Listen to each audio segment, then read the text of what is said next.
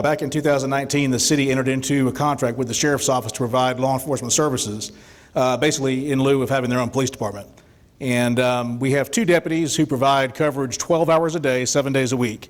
And that's exclusive coverage. When we're on duty, we exclusively provide services to the City of Mary Esther. But we do provide law enforcement services 24 hours a day as well, overnight. And we respond to all calls for service, criminal investigations, all that good stuff. We also respond to traffic crashes in the city limits of Mary Esther, which keeps us quite busy, as you can imagine. I'm going to talk about some of the statistics, crime statistics, and activity that we've done. This pertains only to the city limits of Mary Esther. I mentioned traffic crashes. 2020, we had 231 traffic crashes in the city limits of Mary Esther, and we've had 172 this year. We have had 6,900 calls for service in the city limits of Mary Esther. Now, a lot of that, 2,880 is security checks and watch order checks, okay? The rest of those are calls that were either self-initiated or were dispatched to. This could be anything from citizen contacts, folks with legal questions, trespassing complaints, on up to your burglaries, disturbances, domestics, all that. We have done 821 traffic stops in the city limits of Mary Esther over the last 12 months, and that includes 26 traffic arrests and 20 DUI arrests. So traffic is busy in the city of Mary Esther, as evidenced by the traffic crashes, but obviously we do what we can to try to cut down on that, which is through proactive traffic enforcement and visibility. Vehicle burglaries over the last 12 months, and this is something that I'm proud of and that we're proud of, is we've had 10 vehicle burglaries in the last 12 months. Taking back to 2018, we had 35 for the year, and 2019 we had 46. 46 is a lot for a city with the population that we have. This is a very small city, and 46 is a lot. And unfortunately, those burglaries were concentrated primarily in 1 or 2 neighborhoods. And I applaud those residents for coming together. We talk about community policing a lot. And really what community policing is the law enforcement and the citizens working side by side to tackle these problems. And I feel like that's what we did, especially back in 2019. We're getting plagued with these burglaries. And our residents came together and they worked with us to try to find a solution. Everybody came together. We were able to gather video footage from people's Ring doorbell cameras and their outdoor security cameras. We were able to develop suspects. We actually made arrests, and we were able to clear those cases. So it's also that and a collaboration of everybody coming together and reporting suspicious activity. If you see something in the neighborhood, especially at night, that doesn't look right, calling it in, letting us come out and check it out. And we greatly appreciate that. I hear all the time, well, I don't want to bother you. But honestly, we would much rather come out for a suspicious activity, suspicious person, and check that out than we would and come out and have to work a burglary with somebody's vehicle being broken into and, God forbid, somebody's firearm being stolen, which all too often happens. But like I said, we've cut that down. We're down to 10 vehicle burglaries in the last 12 months. So I think that's good numbers for the population that we have. Countywide, last year we had 408 vehicle burglaries with 176 firearms stolen from those vehicle burglaries. And I'll say that again, 176 firearms stolen in 2020. Here's the shocking number. 95% of those vehicle burglaries were unlocked vehicles. Folks, you've got to lock your cars. It goes without saying. Most of these vehicle burglaries are folks going around and trying door handles until they find one that's open. And that's the opportunity, and they'll go in and take whatever they can find, whether it's loose change to firearms. Lock your vehicles. It makes a difference.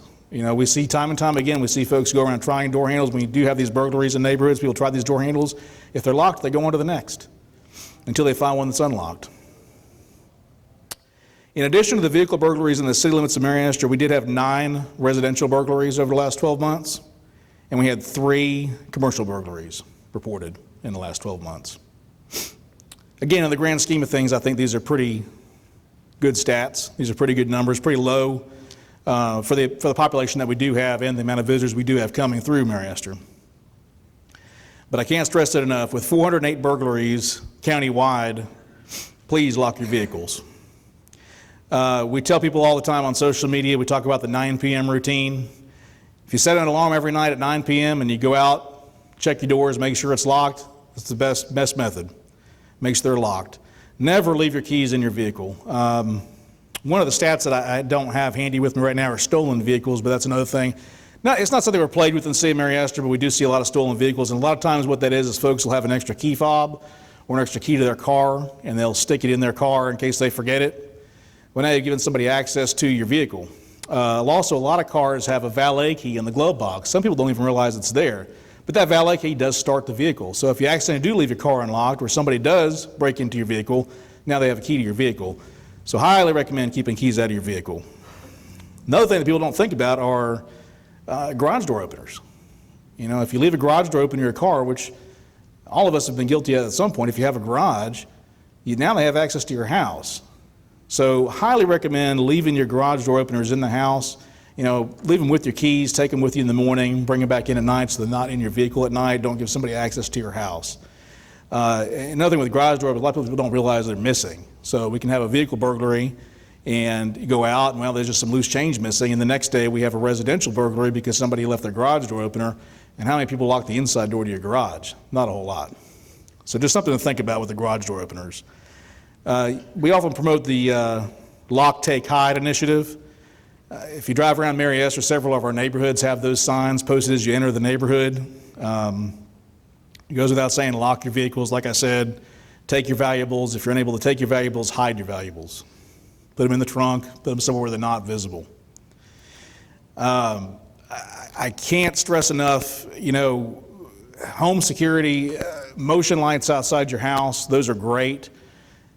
Burglars want to do their business in the dark, and they want to do it in areas where if we do drive through and we try to be visible at night, if we drive through, they want to do it in areas where they can duck off in the dark and duck off in the shadows. If you have a motion light that comes on, or a porch light that stays on all the time, it lessens their opportunity to have those dark corners and shadows where they can duck off into. So highly promote those, highly recommend those, and cameras are great. We've solved so many cases with people's cameras. If we have a burglary, most of the time we'll go around and we'll do what we call neighborhood canvas. We'll knock on people's doors, see if anybody saw anything, and we're able to collect video footage. Those are the cases that more often than not we're able to solve. Also remember, lock your doors and your windows at home. When was the last time you went through your house and checked all of your windows to make sure they're locked? You know, that's something we're all guilty of. You go through and check them, and a lot of folks leave those bathroom windows open. You know, they think, well, it's a small window, but it really doesn't take much to get a cinder block or something like that and step up on it, and now they have access to your house. People open and close those windows often, especially when they're taking showers and things like that, and, you know, great idea to check that and keep it locked.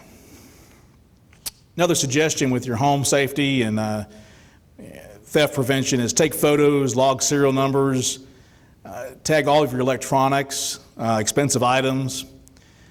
Consider putting, you know, on your expensive items, your electronics, consider you can buy the engraving kits, put a special number on it or some sort of marking on it. Those are often a little more difficult to pawn if they have, you know, markings on them, identified as somebody's property.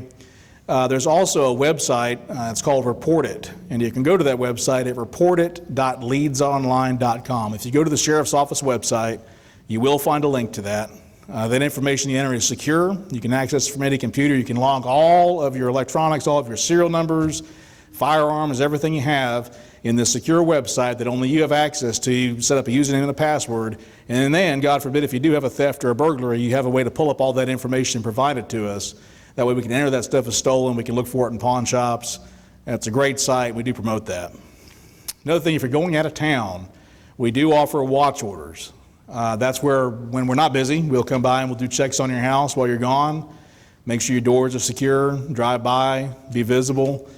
It's a service we offer. We've offered it for years. There's obviously no charge for it. You can just call our dispatch number, non-emergency number, give them some information, the date you'll be gone.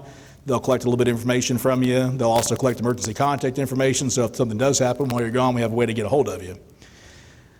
Other thing I want to talk about is the Nextdoor app.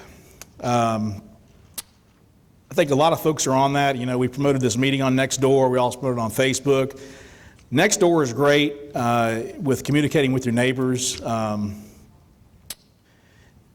difference between Nextdoor and some of the Facebook groups that you'll see is they actually verify your address to ensure that you live in the neighborhood that you say you live in. So you'll get a postcard in the mail and it'll have a code on it after you sign up. You want to put that code, and it shows, it proves you do live at that address.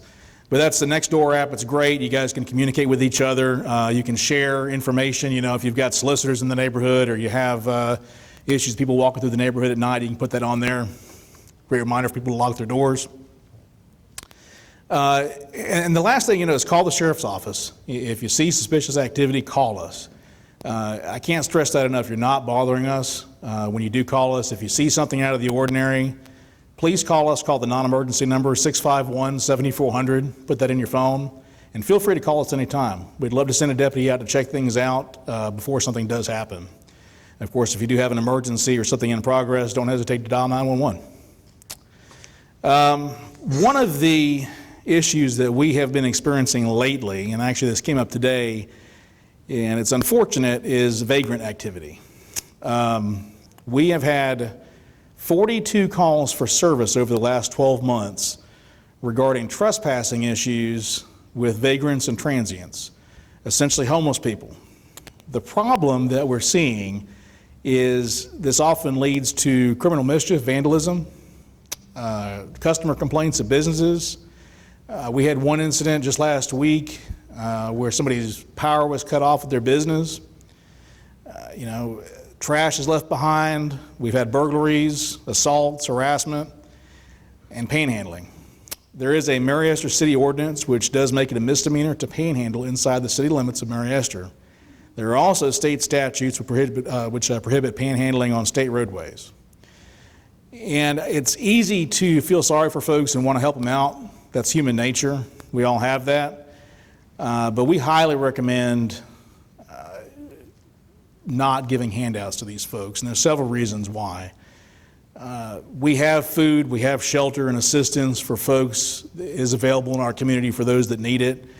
We've put together a homeless resource list that we're handing out to homeless folks when we do come in contact with them, and that way they do have those resources if they need them. It's categorized. They have financial assistance, food assistance, housing assistance. It's all right there for them. All they have to do is either stop by the addresses on that list or make phone calls, and they can get those services going for them. Some of the ploys that we see is folks claiming they're out of gas. They claim their wife or their child needs medication, they're stranded, they're a homeless veteran, and they do that to obviously play at people's hearts, and they do get money. The downside of that is often that the cash that they do receive is used towards addictions, and it supports their ability to live on the streets rather than seek assistance. And like I said, that assistance is available for those that do want it. So my personal recommendation to you, if you do want to help folks out, that's completely understandable. I would recommend you either give to charities or offer to volunteer your time to a local charity that does help with these things rather than giving money. Because the reality is people do need the resources, not small amounts of money. If we do have any business owners or managers here in the crowd, we do offer what's called a blanket trespass authorization, which is a form that you can sign. It gives the sheriff's office the authority to handle trespassing on private property. And we will do that. Like I said, when we make contact with these folks, we will provide them with a list of resources that they can pursue if they'd like to do that. And make sure that they're not loitering around the property. We try to prevent some of these issues that I discussed that we've seen. The other thing I'll mention to you is, again, in traffic safety. With 231 crashes in 2020, we do routinely monitor the speed in the neighborhoods as well as on Highway 98. We have a school zone in effect every morning and every afternoon. The school zone is 20 miles an hour. That's in front of Mary Esther Elementary. I'll remind everybody to slow down. Those fines they're expensive. Start at $153, then go up to $600 for speeding in a school zone. And our school zone is very active. We do have kids that cross in that crosswalk every day, and unfortunately folks don't realize that it's a school zone. They don't see the flashing lights. When we're not busy on calls, we do sit in the meeting with our lights on to try to remind everybody, and every day we have people speed through the school zone, even with that. So just a reminder, please slow down.